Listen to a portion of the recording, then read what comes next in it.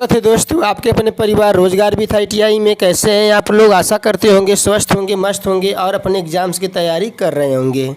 तो जो student CITS कर रहे हैं उनके लिए हमने WCS की जो क्लासेस स्टार्ट की हैं, इसका आज हमारा तीसरा क्लास है।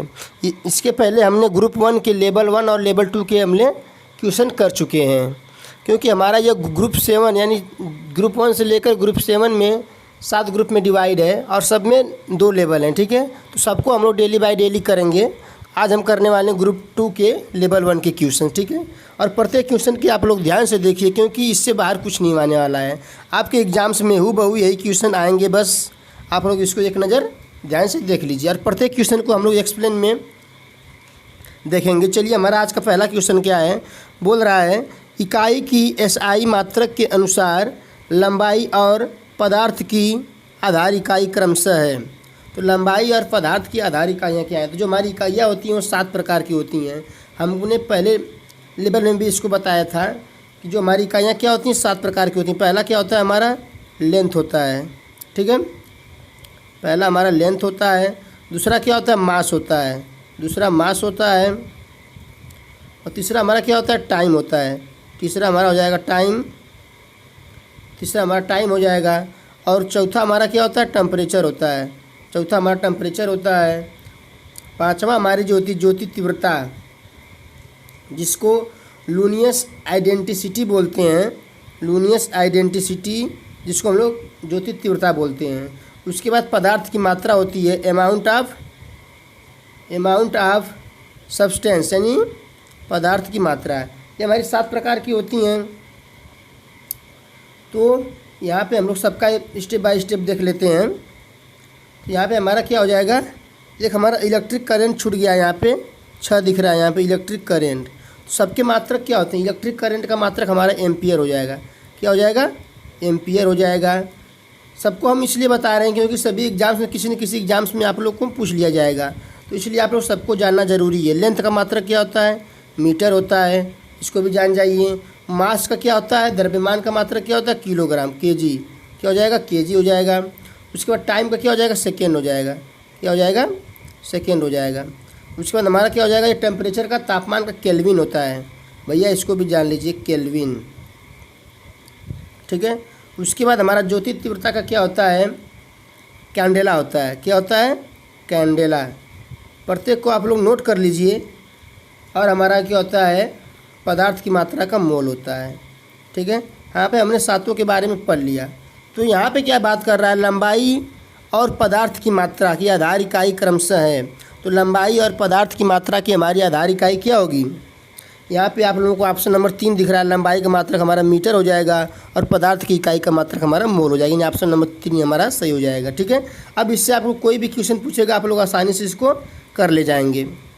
यहाँ पे बात कर रहा है 1 गैलन। 1 गैलन बराबर क्या होता है, 1 गैलन बराबर हमारा होता है 4.37 कुछ लगभग में होता है। लेकिन इसके आसपास वाला क्वेश्चन आपको दिख रहा है ऑप्शन नंबर 4, यानी इसको हम लोग क्या कर देंगे, ट्रिक कर देंगे। चलिए आगे बढ़ते हैं हम लोग।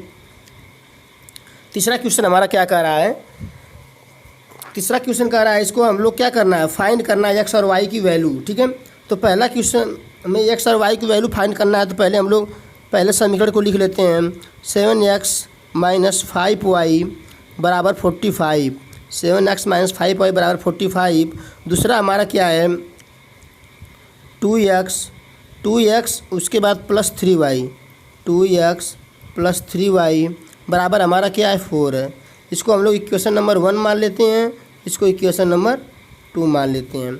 अब देखिए, इसमें हम लोग घटाएंगे या जोड़ेंगे, कुछ हमारा घटने बढ़ने वाला नहीं है, क्योंकि यहाँ पे कोई x या y की हमारी सेम वैल्यू नहीं दिख रही है। तो इसके लिए हम लोग क्या कर देंगे, समीकरण 1 में हम लोग 3 से गुणा कर देंगे और समीकरण 2 में हम लोग 5 से गुणा कर देंगे। अभी आप लोग समझ जाएंगे कि हमने क्यों गुणा किया है।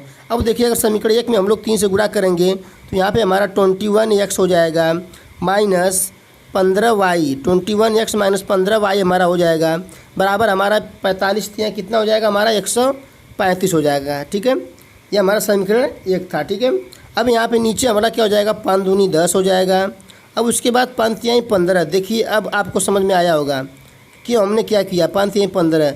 अब यहाँ पे 5 चौक को 20 हो जाएगा। ठीक है, अब हम लोग क्या करेंगे, इसको क्या करेंगे, ये हमारा समीकरण 1 था ना, इसको हम लोग 3 मान लेते हैं, इसको हम लोग 4 मान लेते हैं। अब समीकरण 3 और 4 को घटा दीजिए। अब यहाँ पे घटाने के बाद हमारा 15y और -15y 15 + 15y कट जाएगा, हमारा यहाँ पे बच जाएगा 31x। देखिए यहाँ पे 31x बच जाएगा, बराबर हमारा इधर क्या हो जाएगा, हमने क्या किया, कुछ नहीं किया, जोड़ा है, क्योंकि प्लस माइनस का चिन्ह था, ऑटोमेटिक घट जाएगा।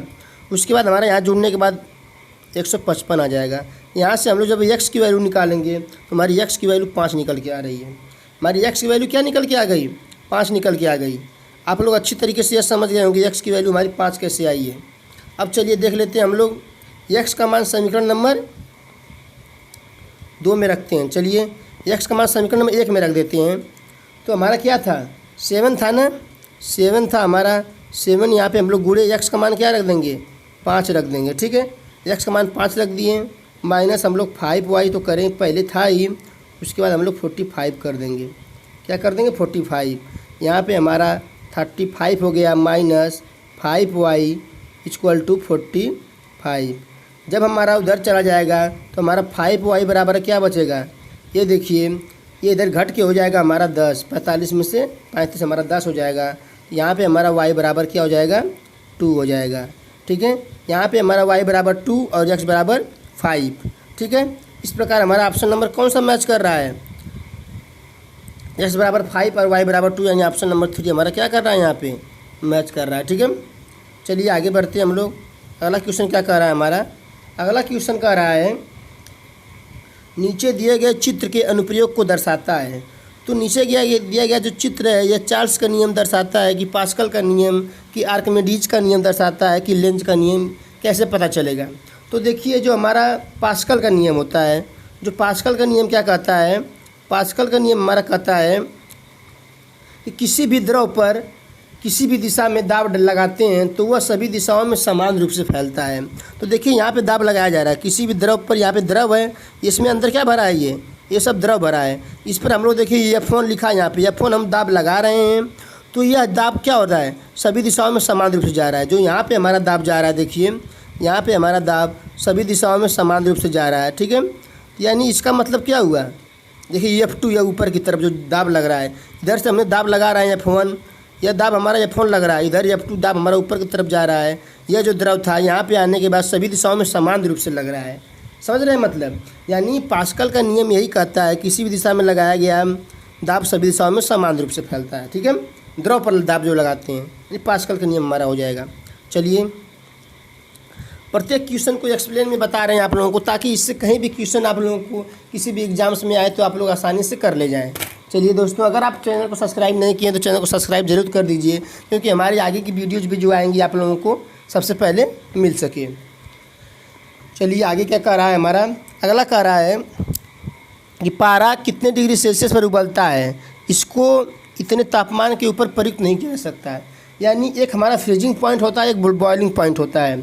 फ्रीजिंग पॉइंट देखिए हमारा क्या होता है, जो हमारा फ्रीजिंग पॉइंट होता है, ठीक है, जो हमारा फ्रीजिंग पॉइंट होता है ये हमारा होता है पारा का कितना होता है, 38.83 डिग्री सेल्सियस। ये माइनस में होता है, ये ध्यान दीजिए, -38.83 डिग्री सेल्सियस होता है हमारा ये फ्रीजिंग पॉइंट। एक हमारा क्या होता है, बॉइलिंग पॉइंट। बॉइलिंग पॉइंट क्या होता है हमारा, ये देख लीजिए, बॉइलिंग पॉइंट जो हो जाएगा हमारा 356.73 होता है। ठीक है, तो यहाँ फ्रीजिंग पॉइंट मतलब जिस तापमान पर हमारी जो धातु होगा क्या होगी, बर्फ़ जम जाएगी, उसका बर्फ़ जम जाएगा, वो फ्रीजिंग पॉइंट हो गया। जिस पे उबलने लगेगी वो हमारा बॉइलिंग पॉइंट। 356.73 हमारा किसके करीब आ रहा है, देखिए यहाँ पे ऑप्शन नंबर 3 हमारा दिख रहा है, पायरोमीटर, 357 पायरोमीटर। ठीक है, चलिए दोस्तों बढ़ते हैं हम लोग अगले क्वेश्चन की तरफ। अगला क्वेश्चन क्या कह रहा है हमारा, अगला क्वेश्चन कह रहा है ऊष्मा संचरण की कौन सी विधि दिखाई गई है। तो दोस्तों बात कर लेते हैं ऊष्मा संचरण की कौन कौन सी विधियाँ होती हैं। तो ऊष्मा संचरण की हमारी 3 विधियाँ होती हैं। हमारी पहली विधि क्या होती है, कंडक्शन। क्या कौन सी विधि होती है, कंडक्शन। सबके बारे में हम लोग जान लेंगे हमारी कौन कौन सी विधियाँ होती हैं। तो पहली विधि हमारी होती है कंडक्शन होती है। दूसरी विधि हमारी क्या होती है, दूसरी विधि जो होती है हमारी उसको हम लोग कन्वेक्शन बोलते हैं। ठीक है, कन्वेंशन, दूसरी विधि हमारी जो होती है कन्वेंशन होती है दोस्तों। इसके बाद तीसरी विधि हमारी क्या होती है, जो तीसरी विधि हमारी होती है उसको रेडिएशन बोलते हैं। ठीक है, तो उसको रेडिएशन बोलते हैं। तो इसमें बात कर रहे हैं हम लोग कंडक्शन। तो कंडक्शन में क्या होता है, कंडक्शन को हिंदी में हम लोग चालन भी बोलते हैं। तो यह जो होता है यह हमारा किस में होता है, यह ठोस में होता है।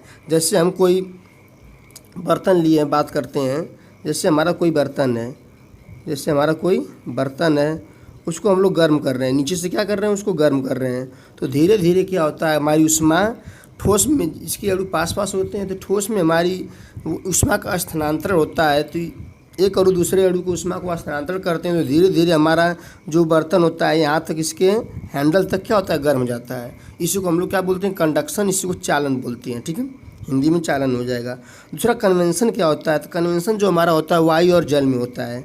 इसमें हम कोई पात्र में अगर जल भरे हैं हम लोग, इसको नीचे से धीरे धीरे गर्म करते हैं, तो इसमें से जो पहला वाला अणु होगा, जो पहला वाला अणु होगा वो पहले क्या हो जाएगा, गर्म हो जाएगा। और गर्म होने के बाद जो उसके जो ठंडा वाला अणु होगा उसको क्या कर देगा, ऊष्मा का हस्तांतरण कर देगा।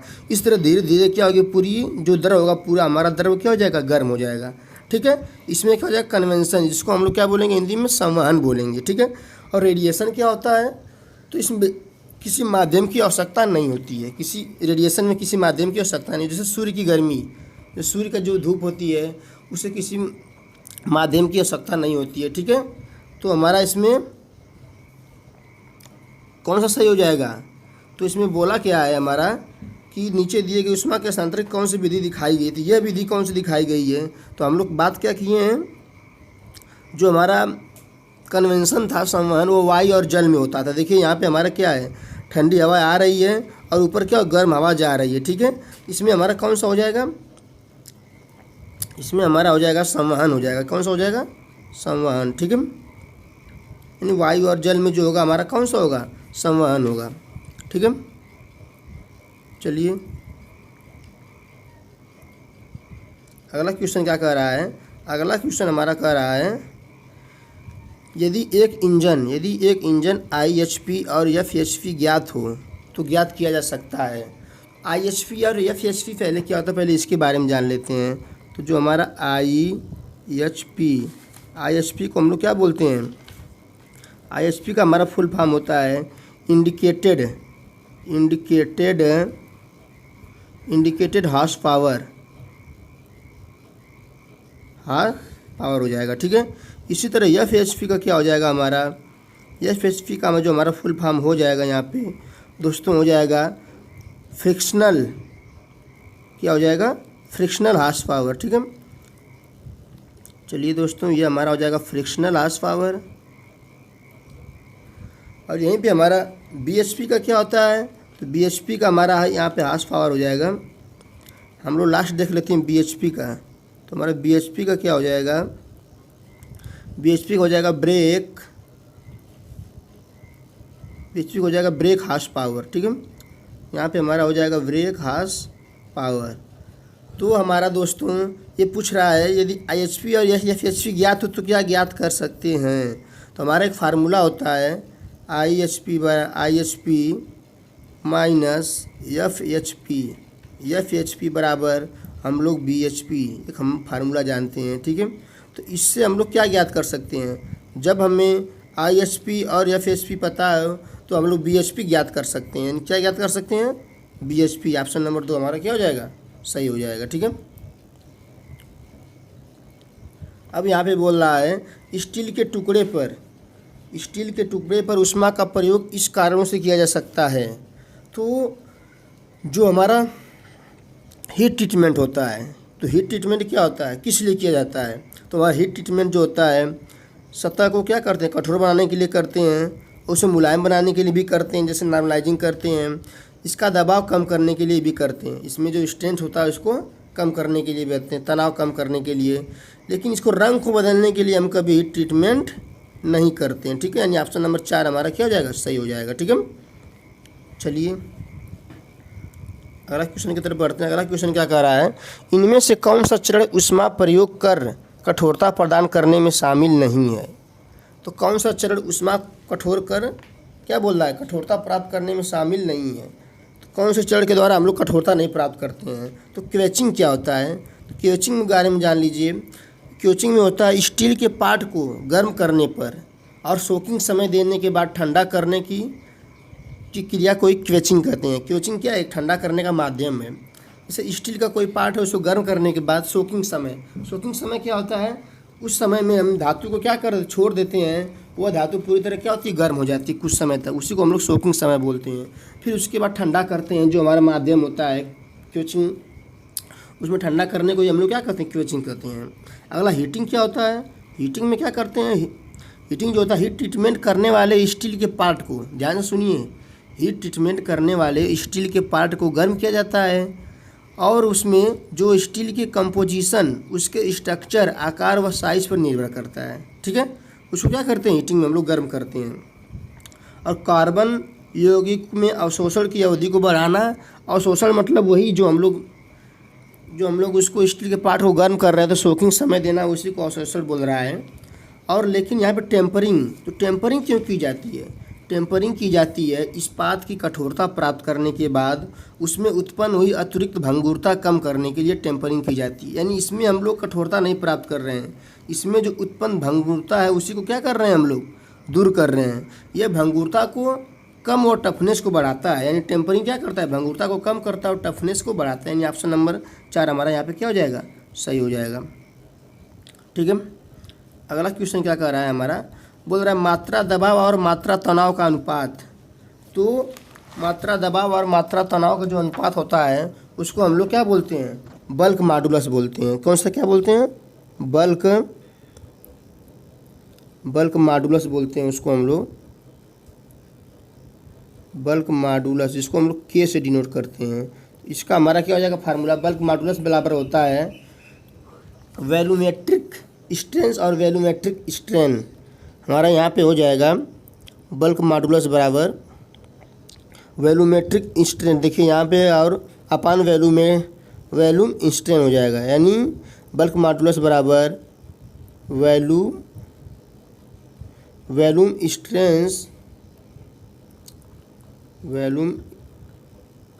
स्ट्रेस बटे वॉल्यूम स्ट्रेन हो जाएगा। ठीक है, ये हमारा क्या हो गया, बल्क मॉडुलस का फार्मूला हो गया। ठीक है, यानी हमारा ऑप्शन नंबर 4 यहाँ पे क्या हो जाएगा, सही हो जाएगा। चलिए आगे बढ़ते हैं हम लोग। अगला क्वेश्चन क्या कह रहा है, अच्छा क्वेश्चन है, ध्यान से देखिए। इसमें बोल रहा है कि यदि चांदी की आभूषण खोखला हो, इसका वजन कितना दिया गया है। पहले हम लोग यहाँ से देखते हैं चांदी का वेट कितना दिया गया है, 288.75 and displace 30 cubic centimetre of water. और वो जो चांदी का आभूषण इतना सेंटीमीटर वाटर को क्या करता है, डिप्लेस करता है, यानी जब किसी जल में डुबाया जाता है तो इसके बाद कह रहा है if specific gravity of silver is 10, चांदी का जो उसमें ग्रेविटी कितनी दी गई है, 10.5 दी गई है। Find the volume of cavity. अब कैविटी का क्या करना है, यहाँ पे हमें वॉल्यूम आयतन ज्ञात करना है। ठीक है, तो चलिए हम लोग देखते हैं पहले फार्मूला हमारा क्या होता है, वॉल्यूम बराबर हमारा फार्मूला होता है मास अपॉन डेंसिटी। वॉल्यूम, पहले वॉल्यूम का फार्मूला जान लेते हैं। वॉल्यूम बराबर हमारा फार्मूला होता है मास बटे क्या होता है, डेंसिटी होता है। ठीक है, मास बटे हमारा यहाँ पे डेंसिटी हो जाएगा। तो हमारा यहाँ पे वॉल्यूम पहले निकालेंगे हम लोग, वॉल्यूम बराबर क्या निकालेंगे, देखिए। तो हमें मास दिया है 288.75 दिया है। उसके बाद हमारा क्या दिया नीचे, डेंसिटी 10.5 दिया है।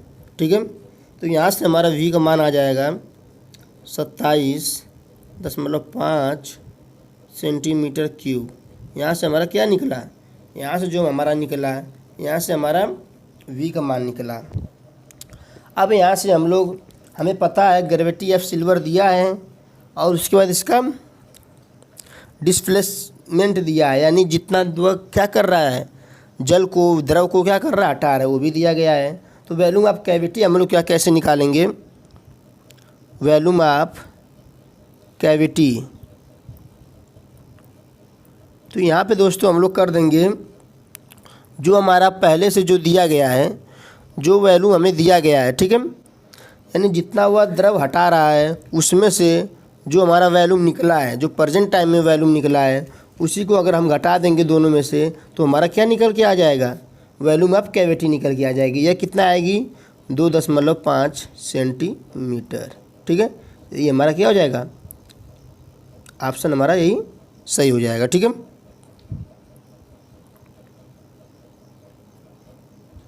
चलिए क्या ऑप्शन हमारा निकल के आया है 2.5 घन सेंटीमीटर। ठीक है, तो इसमें आप लोग कुछ अच्छी तरीके से समझ में आ गया होगा, नहीं समझ में आया एक बार फिर से देख लीजिएगा, इसको पूरी तरह समझ में आ जाएगा। चलिए अगला क्वेश्चन क्या कह रहा है, दिया नीचे दिए गए दिखाए में शंकु का आयतन क्या है। शंकु के आयतन का पहले आप लोग फार्मूला जान लीजिए। ठीक है, शंकु के आयतन का फार्मूला क्या होता है, तो आयतन बराबर हो जाएगा हमारा, शंकु का आयतन बराबर यहाँ पे हमारा हो जाएगा 1/3 पाई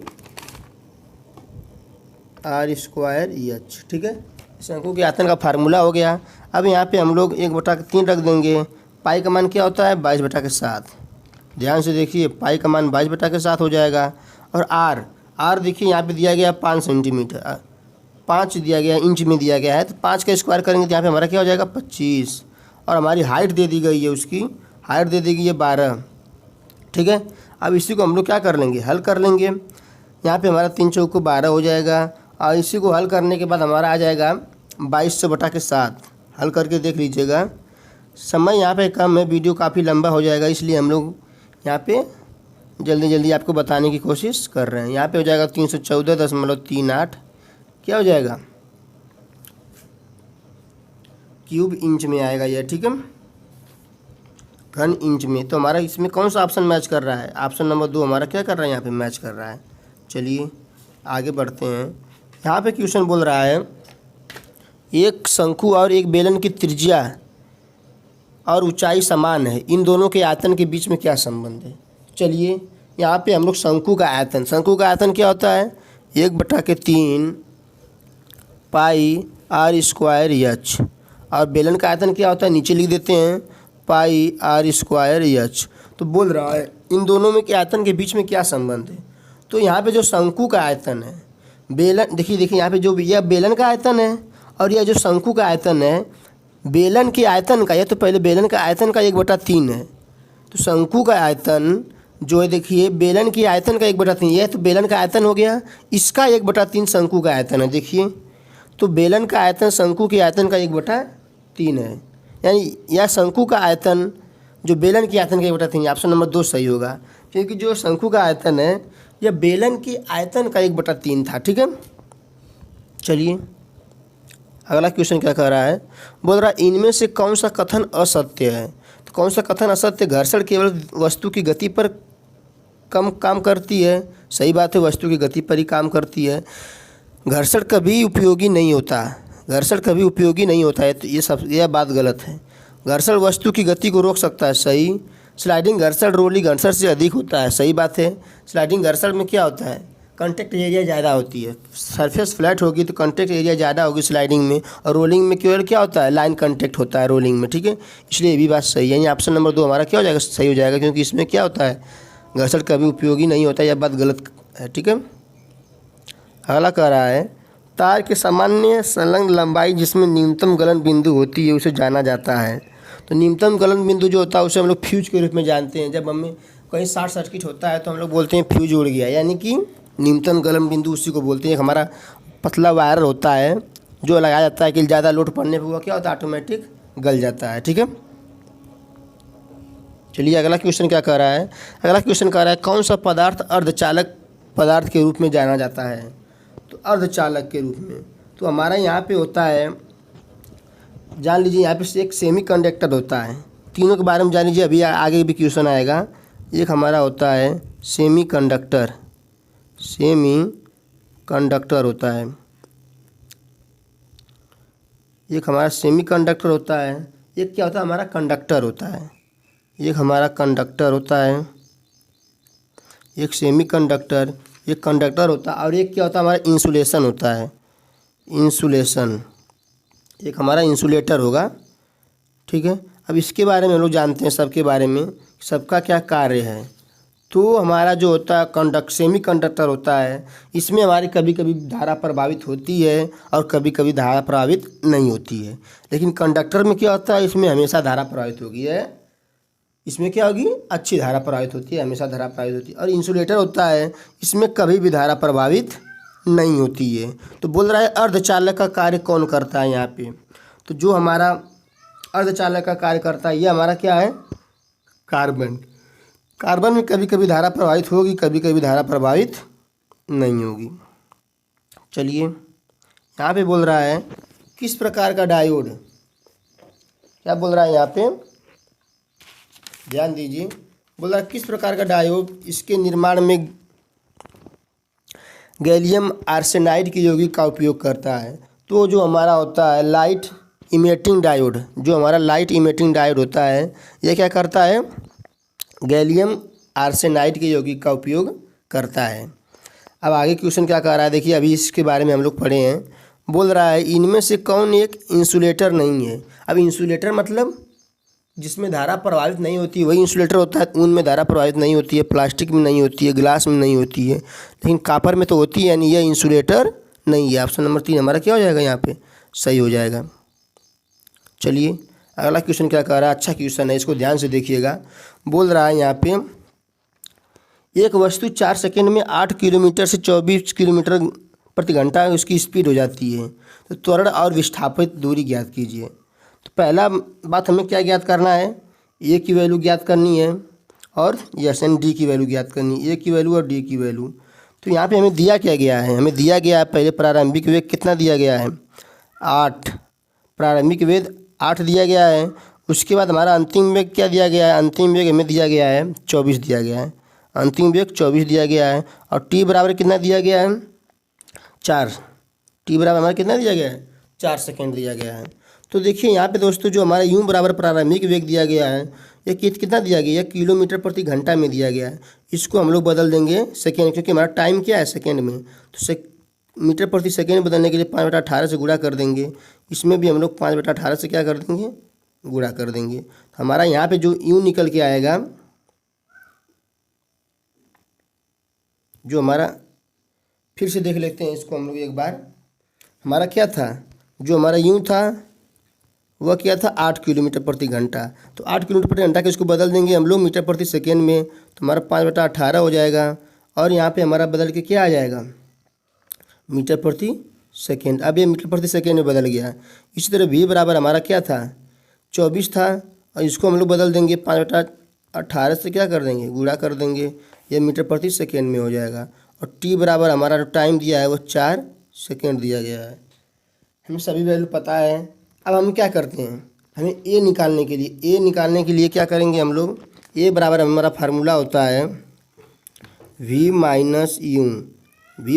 अपान टी होता है। तो यहाँ पे हम a बराबर क्या लिख देंगे, 5/18 हमारा बाहर कर लेंगे, क्योंकि हमें v और u दोनों में क्या है, 5/18 है।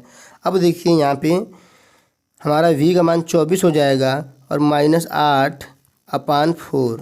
अब देखिए हमने 5/18 क्यों बाहर लिया, क्योंकि ये दोनों में 24 में भी है और 8 में भी है। अब यहाँ पे हम लोग a बराबर जो हमारा निकल के आएगा, यहाँ पे देखिए हमारा हो जाएगा 5/18 और गुणे 16/4।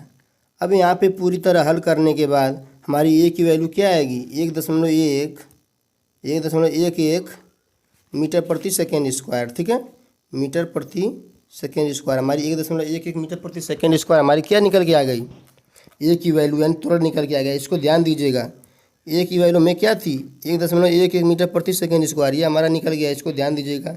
अब निकालते हैं हम लोग d, जिसको यस से भी नोट करते हैं, ठीक है। यह होता है हमारा फार्मूला होता है ut + हाफ AT²। अब देखिए हमें सभी वैल्यू पता है, यस बराबर यू का मान कितना था, 8 गुणे 5 बता के कितना था, 5/18, ठीक है। अभी हम लोग निकाले हैं टी मतलब 4 सेकेंड, फिर उसके बाद प्लस 1/2 और ए का मान कितना था 1.11 और गुणे, ठीक है, स्क्वायर यानी 16, 4 चौको 16 हो जाएगा। और यस बराबर हमारा जो निकल कर आएगा यह 80/9 आएगा और प्लस 8.88 आएगा। फिर इसको जब हम लोग पूरी तरह हल करेंगे तो हमारी यस की वैल्यू जो आएगी 17.76 आएगी। इसको आप लोग हल करके पूरी अच्छी तरीके से देख लीजिएगा, ठीक है, मीटर प्रति सेकेंड अच्छी तरीके से देख लीजिएगा, मीटर में आएगा हमारा, ठीक है। इसको अच्छी तरीके से आप लोग प्रैक्टिस कर लीजिएगा, क्योंकि हम आप लोगों को यहाँ सीक्वेंस बता दे रहे हैं कैसे क्या कैसे लगेगा, ठीक है। उसके बाद में आगे क्या आपका कार्य है। अगला बोल रहा है हमारा एम के एस का मतलब क्या है। तो जो हमारी एक यह एम के एस एक पद्धति है। हमारी पद्धति कितनी होती है, एक हमारी होती है एम के एस पद्धति होती है, एक हमारी क्या होती है सी जी एस पद्धति होती है, इसके बाद एक हमारी होती है एफ पी एस पद्धति होती है, एक हमारी एस आई पद्धति होती है। तो जो हमारी एम के एस पद्धति होती है इसमें लंबाई को हम लोग मीटर में मापते हैं और भार को किलोग्राम में, द्रव्यमान को किलोग्राम में और समय को सेकेंड में, ये एम के एस पद्धति में। और सी जी एस पद्धति में क्या होता है, लंबाई को सेंटीमीटर में और द्रव्यमान को ग्राम में और समय को सेकेंड में। और यह पी एस में लंबाई को फुट में और इसके बाद द्रव्यमान को पाउंड में और समय को सेकेंड में, ठीक है। तो यहाँ पे जो हमारा होता है एम के एस पद्धति में मीटर, किलोग्राम और सेकेंड, लंबाई को मीटर में और इसको द्रव्यमान को किलोग्राम में और समय को सेकेंड में। ऑप्शन नंबर 1 हमारा क्या हो जाएगा, यहाँ पे सही हो जाएगा। अगला क्वेश्चन क्या कह रहा है, 1 किलोग्राम फोर्स किसके बराबर होता है। तो हमारा क्या होता है 9.81 के बराबर होता है। अगला क्वेश्चन, गर्मी के प्रसारण के किस मोड में गर्मी को फैलाने के लिए एक माध्यम की आवश्यकता नहीं है। तो गर्मी को फैलाने के लिए हमें विकिरण की कोई आवश्यकता नहीं है। यानी अभी हम लोग ऊपर पढ़े हैं रेडिएशन के बारे में, किसमें कोई माध्यम की आवश्यकता नहीं होती है, इसलिए हमारा ऑप्शन नंबर 1 क्या हो जाएगा, यहाँ पे सही हो जाएगा। सबके बारे में हम लोग ऊपर पढ़ के आ रहे हैं। अगला क्वेश्चन कह रहा है, सामान्यीकरण नॉर्मलाइजिंग एक गर्मी उपचार प्रक्रिया जो की जाती है। जो हमारी नॉर्मलाइजिंग की जाती है यह जो होता है जब किसी वस्तु में हम लोग, कोई वस्तु होती है हमारी, उसमें हम पीटते हैं, उसे रोलिंग करते हैं, पीटते हैं, अपने कार्य अनुसार वर्क करते हैं तो उसके आंतरिक गुण में परिवर्तन आ जाता है। तो आंतरिक गुण में परिवर्तन आ जाता है, उसी को दूर करने के लिए हम लोग क्या करते हैं, नॉर्मलाइजिंग करते हैं। नॉर्मलाइजिंग से क्या होता है, प्रतिबल दूर होगा, या आंतरिक गुणों का विकास होगा, सामर्थ्य और टफनेस भी बढ़ेगा, उसका पार्ट पुनः मुलायम मशीनेबल हो जाएगा। पुनः हम उस पर क्या करेंगे, हम नॉर्मलाइजिंग करने के बाद उस पार्ट को हम दोबारा अपने उपयोग में ला सकते हैं। तो यह की जाती है जो अपर क्रिटिकल तापमान, जो हमारा अपर क्रिटिकल टेम्परेचर होता है उससे 30 से 50 डिग्री सेल्सियस ऊपर पर की जाती है, ठीक है। ये हमारी क्या नॉर्मलाइजिंग उसके ऊपर पर की जाती है। चलिए अगला क्वेश्चन क्या कह रहा है, ओम का नियम संबंधित है। ओम का नियम क्या होता है हमारा, देखिए ओम का नियम होता है किसी भी तार में प्रवाहित विद्युत धारा उसके विभवांतर के अनुक्रमानुपाती होती है, जो हमारा होता है V बराबर आई आर, ठीक। अगर यहाँ से हमें R का मान पूछे तो यहाँ पे V/R कर देते हैं। अगर यहीं से हम लोग I का मान पूछा तो V/R कर दें। अगर I का मान पूछेगा, R का मान V/I कर देते हैं। यहाँ से हम लोग तीनों फार्मूला निकाल देते हैं। यानी जो हमारा I प्रोपोर्शनल टू किसके, V के, ठीक है। यानी ऑप्शन नंबर हमारा क्या हो जाएगा, 1 सही हो जाएगा, ठीक है। ओम का नियम यही कहता है किसी भी तार में प्रवाहित विद्युत धारा उसके विभवांतर के अनुक्रमानुपाती होती है।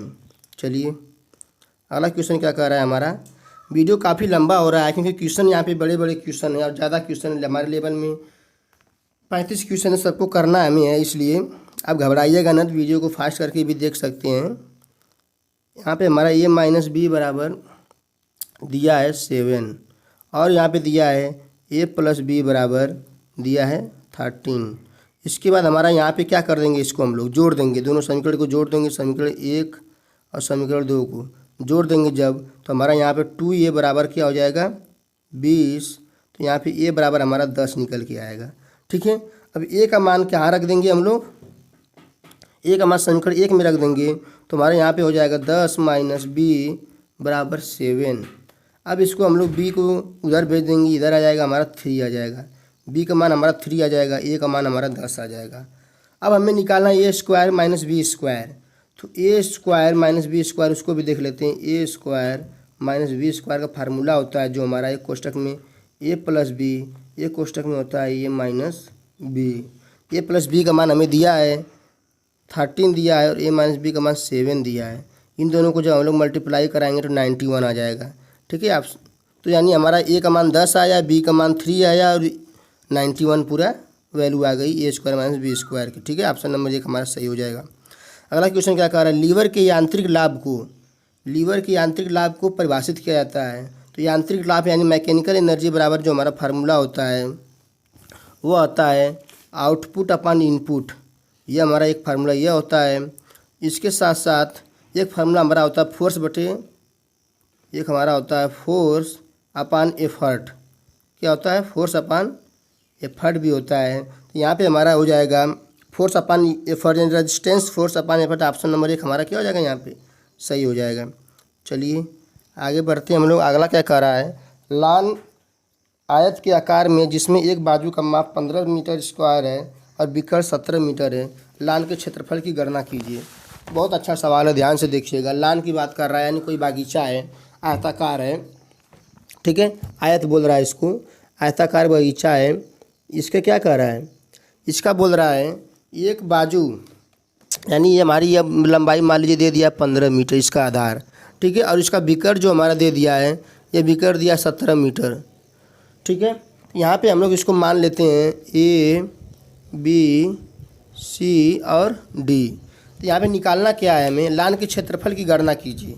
क्षेत्रफल कैसे मिलेगा, जब हमें लंबाई चौड़ाई दोनों पता होगी तभी क्षेत्रफल मिलेगा। यहाँ से हमें इसको क्या मान लेते हैं, यक्स मान लेते हैं। पहले हम लोग क्या निकालते हैं, इसकी चौड़ाई निकालने थे, चौड़ाई को यक्स मान लेते हैं। तो जो हमारा यहाँ पे एक देखिए त्रिभुज बन रहा है, यहाँ पे ए बी सी, यहाँ पे लंब त्रिभुज बन रहा है यहाँ पे। ठीक है, तो यहाँ पे हमारा क्या हो जाएगा, त्रिभुज डी सी बी में यहाँ पे हम लोग पाइथागोरस प्रमेय लगा लेंगे। तो हमारा क्या हो जाएगा, कड़ का स्क्वायर, कड़ हमारा क्या है 17, जो बिक्कड़ हमारा है वो कड़ का कार्य कर रहा है। तो हमारे यहाँ पे क्या हो जाएगा 17 का स्क्वायर बराबर हम लोग क्या कर लेंगे 15 का स्क्वायर। ठीक है, कड़ का स्क्वायर बराबर लंब का स्क्वायर धन आधार का स्क्वायर। आधार 15 हो गया और लंब क्या हो गया, इसको हम लोग यक्स मान लेते हैं, यक्स का स्क्वायर। जब इसको आप लोग हल करेंगे तो यक्स स्क्वायर बराबर क्या हो जाएगा हमारा 17 का स्क्वायर कितना होता है 289 हो जाएगा, और 15 का स्क्वायर जो होगा इधर चला आएगा 225 हो जाएगा। तो हमारे यक्स की वैल्यू क्या निकल कर आ गई, यक्स की वैल्यू हमारी आ गई यक्स स्क्वायर बराबर 64 आएगा। तो यहाँ पे यक्स बराबर क्या हो जाएगा हमारा 8 आ जाएगा। ठीक है, ये हमारी वैल्यू निकल के आ गई यक्स बराबर 8, यानी हमें 8 मिल गया। अब हमें क्या निकालना, क्षेत्रफल। क्षेत्रफल के लिए हम लोग क्या करते हैं, यहीं पे क्षेत्रफल निकाल लेते हैं। क्षेत्रफल बराबर होता है लंबाई गुणे चौड़ाई। लंबाई कितना मिल गई हमें 15 और चौड़ाई 8, दोनों को गुणा कर देंगे कितना हो जाएगा हमारा 15 वाले 120 मीटर हो जाएगा। ठीक है, ये हमारा आंसर सही हो जाएगा। ठीक है, 27 का। चलिए आगे बढ़ते हैं। क्या कर रहा है, बोल रहा है हाइड्रोस्टैटिक नियम कहलाता है। हाइड्रोस्टैटिक नियम जो होता है हमारा क्या कहलाता है, तो इसका जो फार्मूला होता है P = PG ρGH हो जाएगा। ठीक है, P = ρGH हो जाएगा। इसमें हमारा देखिए P जो होता है प्रेशर गेज होता है और रो जो होता है हमारा density in kilogram metre minus metre cube होता है हमारा, और G होता है 9.81 न्यूटन किलोग्राम इनवर्स होता है। ठीक है, तो इस प्रकार हमारा हो जाएगा ऑप्शन नंबर 1 सही हो जाएगा। आगे क्या कह रहा है हमारा अगला क्वेश्चन, यंग मॉड्यूल्स और बल्क मॉड्यूल्स के बीच में संबंध बताइए। यंग मॉड्यूल्स और बल्क मॉड्यूल्स के बीच में संबंध जो पूछ रहा है हमारा, यह फार्मूला हमारा होता है, अभी हम बताएं बल्क मॉड्यूल्स बराबर वॉल्यूम स्ट्रेंथ बते वॉल्यूम स्ट्रेन। अभी बताएं वॉल्यूम स्ट्रेन बते वॉल्यूम स्ट्रेन हो जाएगा। तो यहाँ पे जो हमारा K = फार्मूला जो होता है भैया होता है E/3 1 - 2V। क्या होता है 1 - 2V, ये हमारा क्या होता है फार्मूला होता है। यहीं पे हमारा कौन सा ऑप्शन दिख रहा है आप लोगों को, बताइए कौन सा ऑप्शन मैच कर रहा है। ऑप्शन नंबर हमारा इसमें मैच कर रहा है, ऑप्शन नंबर 1 हमारा यहाँ पे क्या हो जाएगा सही हो जाएगा। ठीक है, ऑप्शन नंबर 1 हमारा सही हो जाएगा। आगे बढ़ते हैं हम लोग। बोल रहा है तन्यकता अवशोषित ऊर्जा का माप है। तो ये हमारा इलास्टिक सीमा के भीतर जो माप होती है वही हमारा क्या होती है तन्यता। जब किसी वस्तु को हम लोग तानते हैं खींचते हैं तो उसके तन्यता क्या होती है, उसके इलास्टिक सीमा के भीतर जो हमारी माप आएगी वही हमारी क्या होगी तन्यता होगी। अगला क्वेश्चन क्या कह रहा है, यदि log 2 बराबर दिया है और यहाँ पे 2 लाख बराबर 56 दिया है। देखिए यहाँ पे आप सवाल कुछ गलत दे दिया है। यहाँ पे होगा log 256, इस तरह कुछ पूछना चाहिए था यहाँ पे। तो यहाँ पे हमारा हो जाएगा 2, इसको हम लोग 2,56,000 लिख सकते हैं कि नहीं लिख सकते हैं? लिख सकते हैं। नहीं, यहाँ पे गलत हो जाएगा। यहाँ पे देखिए, फिर से देख लेते हैं हम लोग। यहाँ पे हमें क्या दिया गया है? यहाँ पे दिया गया है log 256 दिया गया है। तो हमारा जो 56 होगा आगे चला आएगा, 56 log 2 हो जाएगा हमारा। क्या हो जाएगा? 56 log 2 हो जाएगा। तो यहाँ पे हमें log 2 की वैल्यू पता है। log 2 की वैल्यू क्या दिया है? 0.30103। आप लोग इसको मल्टीप्लाई करके देख लीजिएगा, ठीक है। मल्टीप्लाई करके जब आप लोग देखेंगे तो हमारा 16.85 आएगा, 16.85 कुछ आएगा, जो 17 के करीब होगा। तो इसको हम लोग क्या मानेंगे? ऑप्शन नंबर 1 सही मानेंगे। अगला क्वेश्चन क्या कर रहा है? जेनर डायोड काम करता है। तो जेनर डायोड जो होता है हमारा नम क्षेत्र में, जो हमारा नमी के क्षेत्र होते हैं वहाँ पे हमारा जेनर डायोड काम करता है। अगला क्वेश्चन कर रहा है घर्षण के कारण होने वाली टूट फूट की जांच के लिए क्या किया जाता है? जो घर्षण के कारण जो हमारी टूट फूट होती है उसको हम लोग क्या बोलते हैं? ट्राइबोलॉजी बोलते हैं, ठीक है, ट्राइबोलॉजी। अगला क्वेश्चन क्या कर रहा है? हुक का नियम किसके बीच संबंध दर्शाता है? जो हुक का नियम होता है वो होता है प्रत्यास्थता सीमा के अंतर्गत स्ट्रेन प्रोपोर्शनल टू स्ट्रेन। यह किसके बीच संबंध दर्शाता है? तो हमारा स्ट्रेन और स्ट्रेन के बीच, स्ट्रेस और स्ट्रेन के बीच हमारा क्या दर्शाएगा? संबंध दर्शाता है।